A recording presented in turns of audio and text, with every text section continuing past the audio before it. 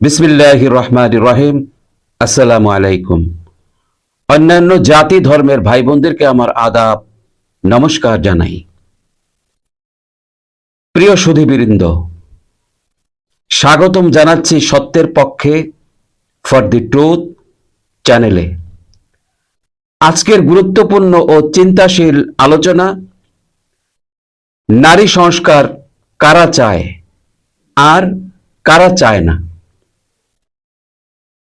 নারী সংস্কার মানে শুধু নারীকে লেখাপড়া শেখানো নয়, বরং সমাজে তার অধিকার, মর্যাদা ও স্বাধীন অবস্থান নিশ্চিত করা। প্রশ্ন হচ্ছে, এই নারী সংস্কার কারা চায়?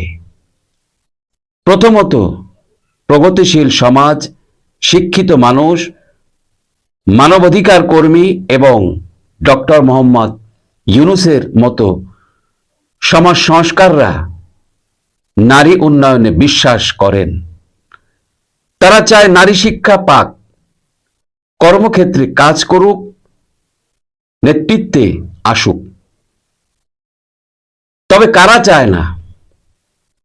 অনেক রক্ষণশীল গোষ্ঠী, গোড়া ধর্মীয় দল এবং পুরুষতান্ত্রিক সমাজ ব্যবস্থা চায় না নারী স্বাধীন হোক। তারা নারীর চলাফেরা, পোশাক, এমনকি নারীদের কণ্ঠস্বর নিয়ন্ত্রণে রাখতে চায়। বাংলাদেশে হেফাজতে ইসলাম বা তালেবানদের মতো গোষ্ঠী নারীর মুক্তিকে ইসলাম বিরোধী আখ্যা দেয়।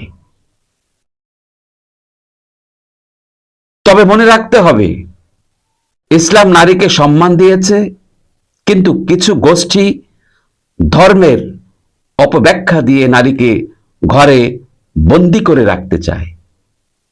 এরা কারা? ডক্টর মোহাম্মদ ইউনূসের দুধকলা দিয়ে পোষা বিষাক্ত সাপ সুযোগ পেয়েছে, দংশন করার চেষ্টা করেছে।